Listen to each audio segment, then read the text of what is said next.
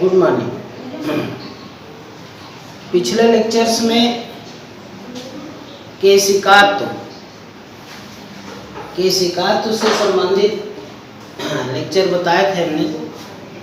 सबसे पहले केश नली होती क्या है, फिर केशिकात्व क्या है।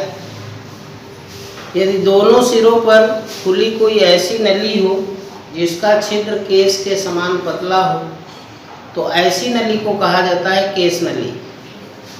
ये पिछले लेक्चर्स में भी हमने बड़े विस्तार से बताया था। और इस केश नली को यदि किसी द्रव में ऊर्ध्वाधर खड़ा कर दिया जाए तो इस केश नली में द्रव का तल या तो ऊपर चढ़ जाता है या फिर नीचे उतर आता है। द्रव के ऊपर चढ़ने या नीचे उतरने की घटना को कहा जाता है केशिकात्व। कौन से द्रव नली में ऊपर चढ़ते हैं या फिर कौन से द्रव नली में नीचे उतरते हैं, इस बात की भी व्याख्या, इसकी भी एक्सप्लेन हमने पिछले लेक्चर्स में बहुत अच्छी की थी। कौन से द्रव नली में ऊपर चढ़ेंगे और कौन से द्रव नली में नीचे आएंगे। जो द्रव ठोस को भिगो देते हैं वो द्रव नली में ऊपर चढ़ते हैं और जो ठोस को नहीं भिगो पाते हैं वो द्रव नली में नीचे उतरते हैं। यहाँ तक के लेक्चर्स हो गए थे। और केशिकात्व का कारण हमने बताया था। केशिकात्व का कारण द्रव का पृष्ठ तनाव होता है। पृष्ठ तनाव के कारण ये घटना घटती है। उसी में ये कोई नई हेडिंग नहीं है। उसी लेक्चर्स में उसी हेडिंग पर केशिकात्व पर आपको आगे बढ़ते जाना है और एक सूत्र फाइंड करना है। बहुत अच्छा सा सूत्र निकल के आएगा। देखिए, केश नली है, ये बीकर में द्रव भरा हुआ है। बीकर में द्रव भरा है और इसमें जब केश नली, ये आपकी केश नली है, ये केश नली है। जब केश नली को द्रव में खड़ा करते हैं तो द्रव का तल अवतल होता है। अवतल पृष्ठ के ऊपर दाब P होता है, यहाँ भी दाब P है। और जहाँ पर केश नली खड़ी है तो ऊपर का दाब तो P होता है। बहुत ध्यान समझिए, बस इसी जगह आपका पूरा डेरिवेशन निर्भर करेगा। यहाँ दाब P है, यहाँ दाब P है। जहाँ पर नली आपने खड़ी की है वहाँ पर दाब, ऊपर पृष्ठ का दाब तो P है, ठीक है, लेकिन नीचे पृष्ठ का दाब P माइनस 2T/R हो जाता है। मतलब कहने का कि जहाँ पर आपने केश नली खड़ी की है उसके नीचे पृष्ठ पर दाब 2T/R कम हो जाता है। जहाँ पर केश नली आपने खड़ी की है उस पृष्ठ के नीचे 2T/R दाब की कमी हो जाती है। इसी जगह पूरा डेरिवेशन है, बस समझने की जरूरत है। यहाँ दाब P है, यहाँ दाब P है। चूँकि द्रव दाब का एक नियम होता है, पीछे हमने तरल दाब वाले पार्ट में पढ़ाया भी है। द्रव दाब का नियम है, द्रव पृष्ठ के एक ही पृष्ठ पर स्थित सभी बिंदुओं पर दाब समान होते हैं। इसी नियम का यहाँ फॉलो करना है। द्रव पृष्ठ के ऊपर हो या नीचे हो, जितने भी बिंदु होते हैं सभी बिंदुओं पर दाब समान होता है। तो इसी लॉजिक का इस्तेमाल करना है, इसी द्रव दाब के नियम का पालन करना है आपको। उसी नियम के अनुसार यहाँ पर तो दाब P है, इस पृष्ठ के नीचे दाब 2T/R कम हो जाता है, अर्थात यहाँ क्या दाब बचता है इस जगह पर P माइनस 2T/R। 2T/R जो दाब की कमी होती है, इसी कमी को पूरा करने के लिए द्रव तब तक नली में ऊपर चढ़ता रहता है जब तक कि इस दाब की कमी पूरी नहीं हो जाती और द्रव दाब के नियम का सही अनुपालन नहीं हो जाता है। तो यहाँ पर केश नली में द्रव H ऊंचाई तक चढ़ता चला गया है और H ऊंचाई पर आ करके ये जो दाब की कमी थी वो 2T/R की पूर्ति हो जाती है।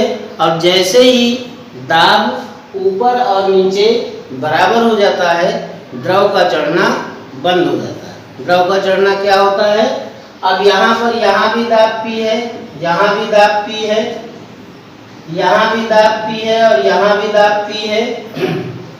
ऊपर और नीचे ये बीच बिंदु पर दाब यहाँ भी P है और वहाँ भी P है, तो सभी जगह दाब समान हो गया, द्रव दाब के नियम का सही पालन हो गया। ठीक है, तो सभी बिंदुओं पर दाब समान हो गया, तो यहाँ से हमारे द्रव दाब के नियम की पूर्ति हो जाएगी। फिर से एक बार सुनिए, द्रव दाब की कमी 2T/R को पूरा करने के लिए द्रव नली में ऊपर चढ़ता है और तब तक चढ़ता रहता है जब तक कि यह कमी पूरी नहीं हो जाती है। जैसे ही यह कमी पूरी हो जाती है, द्रव का चढ़ना रुक जाता है। अर्थात दाब होता है आपका H⍴G, दाब है H⍴G और ये भी दाब है 2T/R। इस कमी को पूरा करने के लिए तो जैसे ही H⍴G 2T/R के बराबर हो जाता है, तो एक नीचे देखिए केस नली हमने बनाई है, ये केवल केस नली है। ये जो केस नली बनी हुई है, ये वक्र पृष्ठ की त्रिज्या है और ये स्मॉल r नली की त्रिज्या है।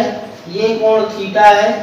अगर इस नली में cos थीटा लगा दें, cos थीटा, इस ट्रायंगल को देखिए, इतना ट्रायंगल, तो इसमें अगर cos थीटा लगा दे तो ये लंब हो जाएगा, ये आधार और ये कर्ण, तो स्मॉल r बटे कैपिटल R, तो यहाँ से हो जाएगा कैपिटल R बराबर स्मॉल r बटे cos थीटा, स्मॉल r बटे, इसलिए H⍴G इक्वल टू 2T/R और R की जगह क्या लिख देंगे, R बटे cos, या इसको लिख दीजिए 2T cos थीटा बटे स्मॉल r, इसलिए H equal to 2T cos theta बटे R⍴G।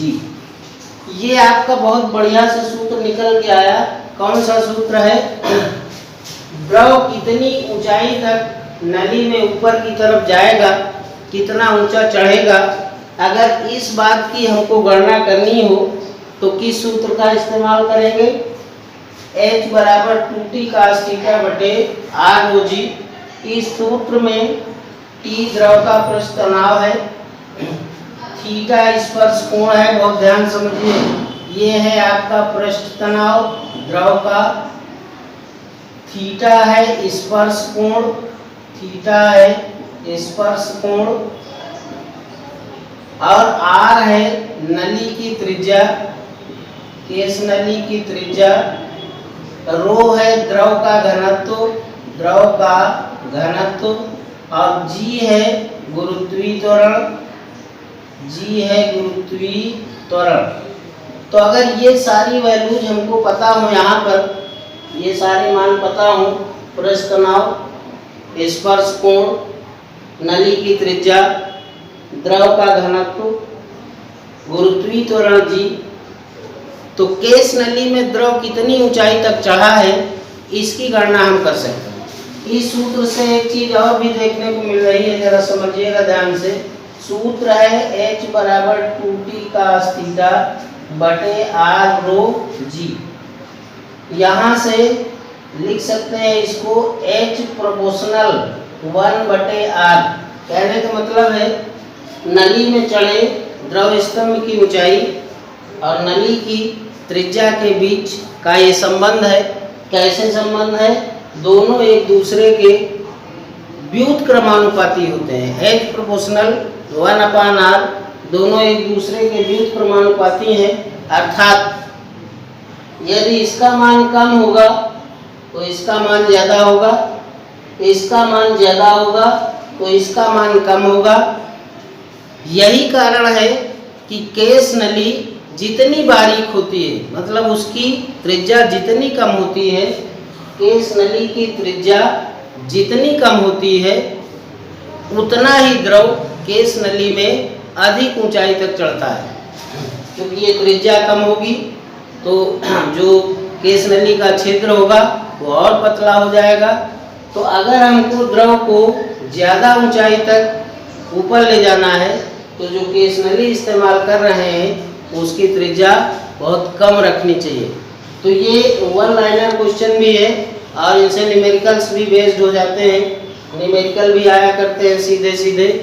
तो केस नली जितनी बारीक होगी, केस नली में उतना ही द्रव अधिक ऊंचाई तक चढ़ेगा।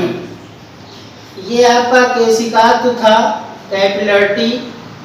कैपिलरिटी जो पिछले हेडिंग में, पिछले लेक्चर्स में हमने केशिकात्व की हेडिंग डलवाई थी, उसी में, ठीक है, उसी आर्टिकल को आपको बढ़ाना है, कोई नई हेडिंग नहीं पड़ेगी। पहले केशिकात्व में लिखा था केस नली है क्या, फिर केशिकात्व क्या है, और फिर उसी के लिए ये फंडामेंटल सूत्र निकल के आया है, H बराबर 2T cos थीटा बटे R रो G। तो इस सूत्र को आप नोट कीजिए, ठीक है, वीडियो से कई बार सुनिए अच्छे से, जितनी बार में समझ में आ जाए उतनी बार तक आप वीडियो सुनते रहिए, फिर इसको नोट कीजिए और फिर इसको 1 2 4 बार प्रैक्टिस कीजिए। न्यूमेरिकल भी आपके इसी सूत्र पर ढेर सारे बेस्ड होंगे और अपने आप में ये डेरिवेशंस भी बहुत अच्छा है। नेक्स्ट लेक्चर जो आएगा आपके पास, उस लेक्चर्स में केशिकात्व के व्यवहारिक उदाहरण, बहुत से ऐसे उदाहरण हैं जहाँ पर केशिकात्व का इस्तेमाल होता है, हम आप रोज करते हैं, समझ नहीं पाते हैं, तो ऐसी बहुत सी घटनाएं बताएंगे नेक्स्ट वीडियो में जो केशिकात्व से संबंधित होंगी, केशिकात्व के संबंधित उदाहरण होंगे। तब तक इसको पूरा कीजिए, इसकी प्रैक्टिस कीजिए, ये तैयार हो जाएगा, नेक्स्ट वीडियो के लिए इंतजार कीजिए।